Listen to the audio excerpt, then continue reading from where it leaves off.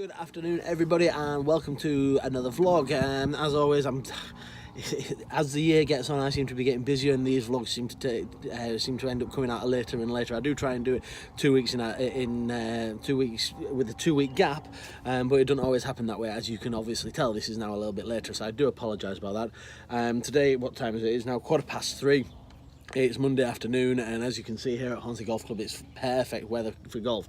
There's hardly a breath of wind outside. You see the first tee behind me looking lovely and green, blue skies, nice and sunny. Okay, it is gorgeous. I hope you're getting a chance to get out sometime this week, because I think the forecast is going to be good all week. So yeah, get yourself out there, get yourself playing some golf, guys. Come on, it's absolutely gorgeous. Okay, now this week's blog, this week is going to be pretty much an American themed one. Okay, in my last vlog a couple of weeks ago, I talked a lot about the Masters and how good an event it was, seeing Tiger Woods win yet again, and me eating my hat. Of course, I was tasty. I still, yeah. Anyway, so yeah, that was good. Tiger Woods winning the golf, and how good an event it was. All right, and you remember me saying, I hope that I was planning a trip, and I've still got the trip planned, and now I've got a bit more information for you. Okay, so I'm going to read this because there is so much that I've got planned. There will be more that goes on when we get there, but I just want to give you the burns of it right now. So next year, Masters, the event actually runs from the 9th to the 12th of April, but the trip that I've got planned, we're going to fly out a couple of days early, and we're going to stay a little bit longer. Okay, and I'll explain why. So what we'd do is we'd fly out on the 7th, and then, which is a Tuesday. We arrive in Columbia, which is in South Carolina, and we head towards the Hilton Hotel and stay there for the night. Now Wednesday we play golf. Okay, so this is very much a golf trip with the Masters included, and you'll see why it just gets better and better as the week goes along here. So yeah, arrive in Columbia on the Tuesday. Wednesday we play golf at a place called Cobblestone Park, which is pretty close. What I'll do is I'll put the link just up on here for you to have a look at. Go on their website, have a look. It looks a fantastic course with three sets of 9 holes, but yeah, it looks really good. So on the Thursday, that's when we go to the Masters. Do I need to say any more than that? Probably not, but I will do anyway. Thursday, in my opinion, Thursday or Friday were two of the best days to go, simply because you guarantee to, if you want to see everybody who qualifies. If you go on a Saturday or a Sunday, you might not see some of the big names. Heaven forbid Tiger Woods misses a cut. Can't see it happening, but heaven forbid that happens, and you won't get to see him. So on a Thursday, Friday, assuming he's playing, that he's not injured or something like that, you will see Tiger Woods there. You will see Justin Rose. You will see all the European, all the English guys who qualify. So that is going to be pretty special. All right.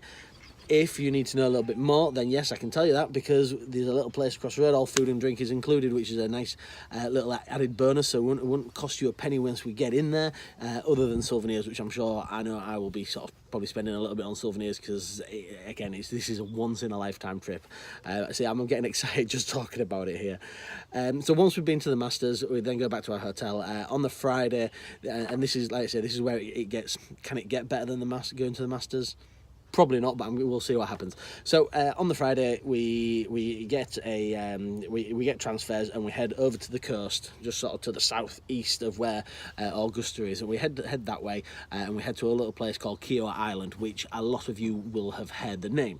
If you weren't sure, it was the scene of the war on the Shore Ryder Cup back in 1991, and I'm sure a lot of you will remember the battle between Paul Azinger and Seve.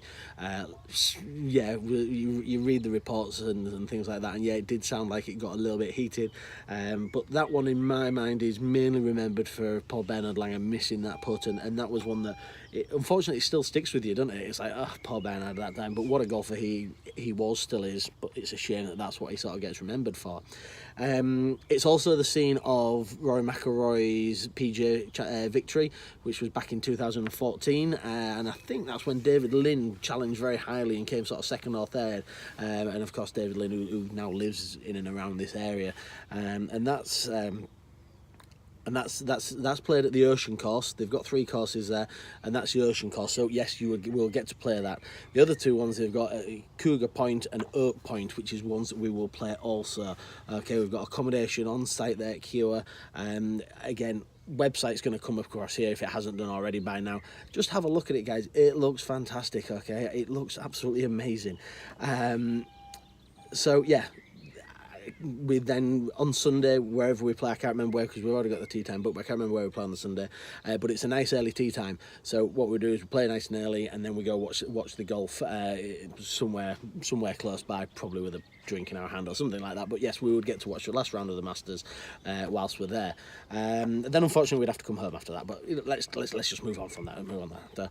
So as I said, trip of a lifetime. There's all these great things going on in there, and you know what? Yes, it's not cheap, but how good does it sound? We're talking per person, we're talking £4,315, all right, and that unfortunately doesn't include flights and accommodation. Flights and transfers on the ground. It does include accommodation. Sorry, that was my mistake. Obviously, I can't book the transfers because I don't know how many people are coming in. It's the same with the flights, all right? So if you do want to go, let me know. I've already got 2 people who are keen to go. These are guys who showed interest when I tried running this trip a couple of years ago, and also to one of the guys who has come away with me to Portugal. So yeah, like I say, guys, I need 7 people for it to go ahead. And like I say, I've already got 2. If you do want any more information, let me know, but please get in touch, all right? Like I say, it's just going to be a fantastic trip. I highly recommend that you come away with me. As you'll have seen from my trips previously, my trips are getting better and better each year. We're heading off to Portugal.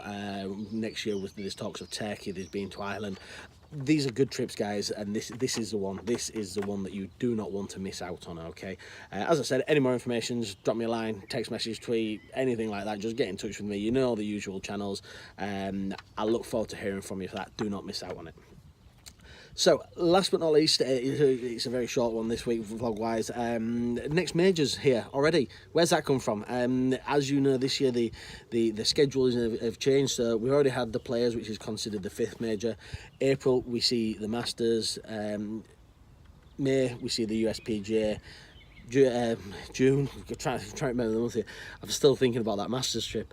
We have the US Open, and then we have the Open. So all the majors are truncated into a very short space of time, which I can't say I'm a fan of. I like a bit of space between them, and then it leaves such a long gap after the Open back round to the Masters, which hopefully you'll be going to.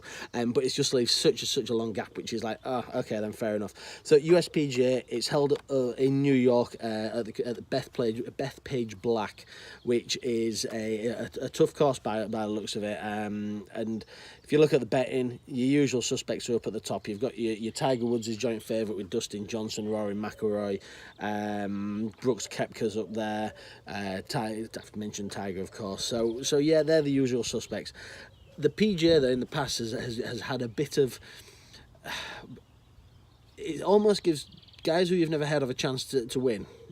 I know that sounds a bit daft, but first-time major winners, ones that you may not have heard of, and there's a couple of names that I mentioned. I would say that going back all the while, going back to Rich Beem when he won it, Wai Yang, who famously has been the only guy who has beaten Tiger Woods on the last day.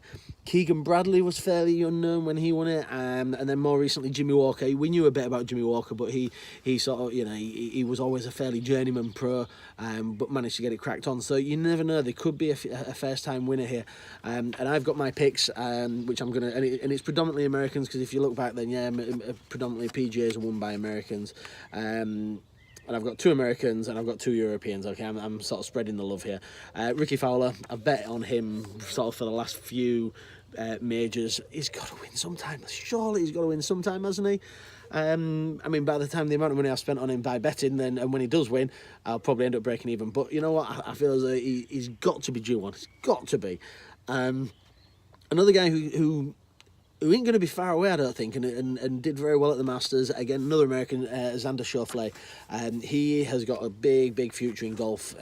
He's already won, and he's getting better year on year, so he's going to be due a major next couple of years, I would say, or he's going to get very close.